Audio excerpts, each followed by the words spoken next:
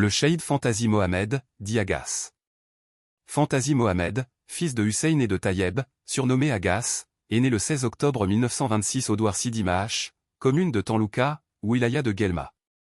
Il appartenait à une famille modeste et militante. Après avoir appris le Coran, il fut marié 2 fois avant son enrôlement et laissa un fils et 2 filles.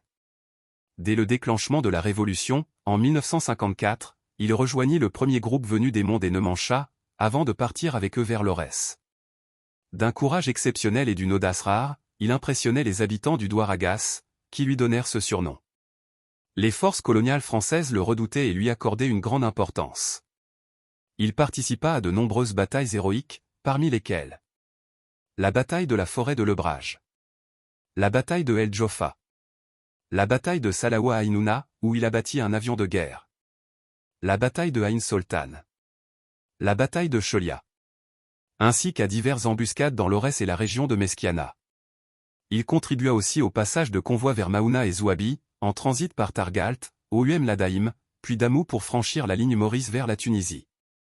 Dans cette région, il avait pour adjoint le Cheikh Kouachi Omar, surnommé l'Acajou de la Hélène, originaire de Mchet Afrika, au Ladaïm, à Insanab.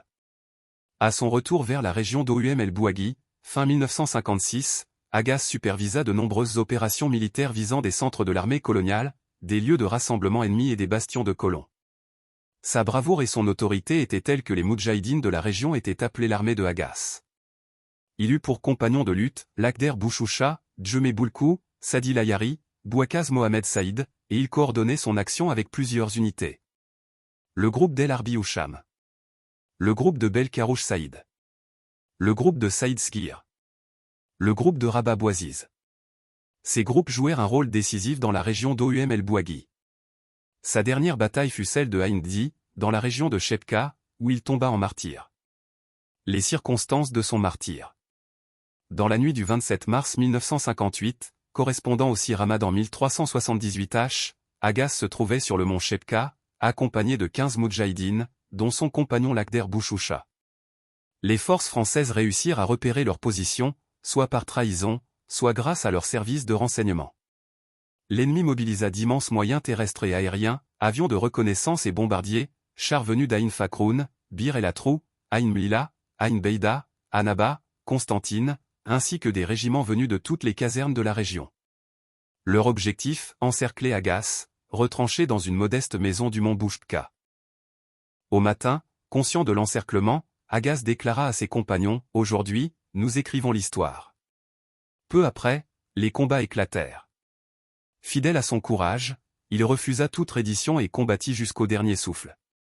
Il tomba en martyr avec 14 de ses frères d'armes, infligeant à l'ennemi des pertes terribles, plus de 150 soldats français tués et plus de 100 blessés transférés vers les hôpitaux voisins.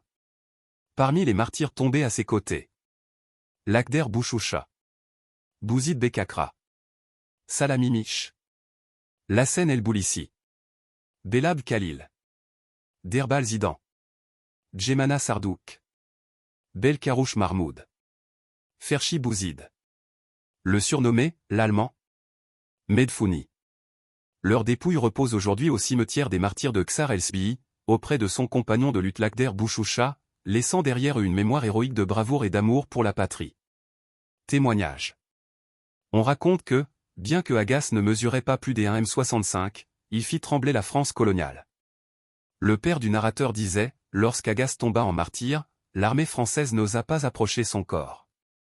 Elle pilonna l'endroit durant des heures avant de transporter sa dépouille.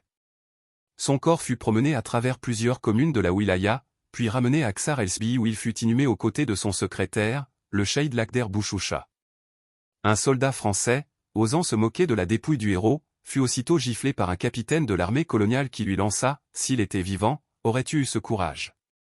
Puis il ordonna à ses troupes de rendre les honneurs militaires aux shahids. Gloire éternelle à nos martyrs et que vive l'Algérie libre et indépendante.